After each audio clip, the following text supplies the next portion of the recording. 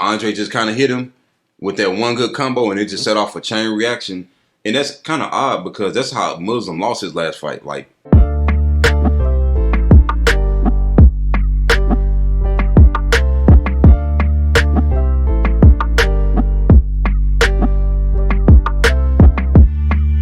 Muslim, Salikhov versus... Why I got this old picture up here like an old Bruce Lee movie? Yeah, it looked like he's from the 1940s. Yeah, at first I was like, Bruce Lee. But then we got Andre Fialho. A.K.A. Shogun. Oh, A.K.A. Baby Shogun Jr. But I'm going to say this, man. Obviously, we know Andre is a striker. He want to keep the fight on the feet. I went back and watched all those fights with Chris Curtis and all these fights. Great fights, man. I'm not too impressed with Andre. No, his striking is good, but I'm going to say this. His footwork. His striking is good, but his footwork and his head movement is terrible.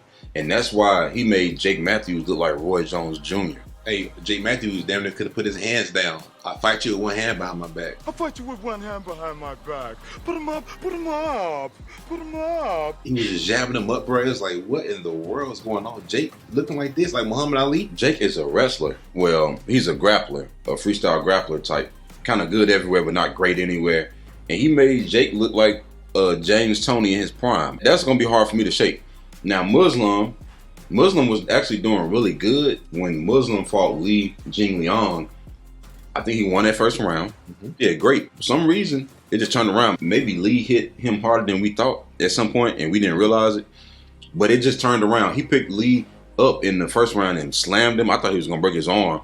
He was doing real good. And then he got cracked, and then that was kind of game over.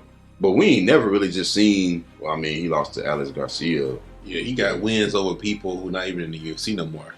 Yeah, Ricky Rainey and Nordin Talib. Man, this dude came from Strikeforce. Yeah, that was a long time ago. And Francisco Trinaldo is a lightweight. And he's like 45. Yeah.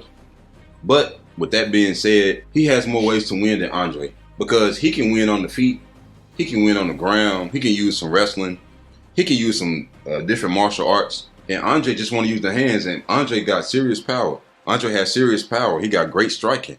But the head movement, when you're talking about somebody who is very hittable, and I'm going to tell you something else. Andre like to get into these striking exchanges where he don't move his head, but it's a lot of power being thrown in those exchanges from him and his opponent. And even in the fights that he won by knockout, he was losing exchanges up until he won. And it was all 50-50 exchanges, but he just came out on top. Yep. And that don't give me a lot of confidence at all. What you finna say? To me, I think Andre's better when he's counterpunching. Because even when he went in on Cameron and Van Camp, he got caught coming in and he got hurt. And then when he started going back, he actually countered Cameron with a left hook and knocked Cameron out. Okay, now something that just gave me confidence is the fact that he got a reach advantage. And that might help him. But he just get too close in these exchanges. Yeah, but Muslim, he fights taller and longer than what he really is. I wouldn't be surprised if Andre don't land nothing. To be honest, then Muslim, he coming off his first loss in a long time. He's not going to lose 2 in a row, man. Yeah. Another thing is with Andre, he overthinks a lot. If you can throw jabs and feint, he's going to bite it every single time. Hey. And if Muslim can throw kicks or if he can throw jabs, he can frustrate Andre. But the thing is, Andre's so dangerous, man. He could be losing and then he could just knock you out. Hey, that's what happened in the Van Camp fight. Remember Van Camp stumbled him and hurt him. And then when he went in, he got countered with a left hook and just got knocked out of nowhere in a fight he was winning. I think Michael Baeza, they was kind of going back and forth. Andre just kind of hit him with that one good combo, and it just set off a chain reaction. And that's kind of odd because that's how Muslim lost his last fight. Like, he was doing good, and then he just lost out of nowhere. How old is Muslim? Muslim is 38 years old, and Andre looked 38, but he's only 28. The reason why I don't have faith in Andre, man, is his head movement. And then the thing is, Muslim, he got spinning kicks. He got spinning kicks, but he got crazy power too. It just, he don't throw it as often, so he can easily catch him coming in.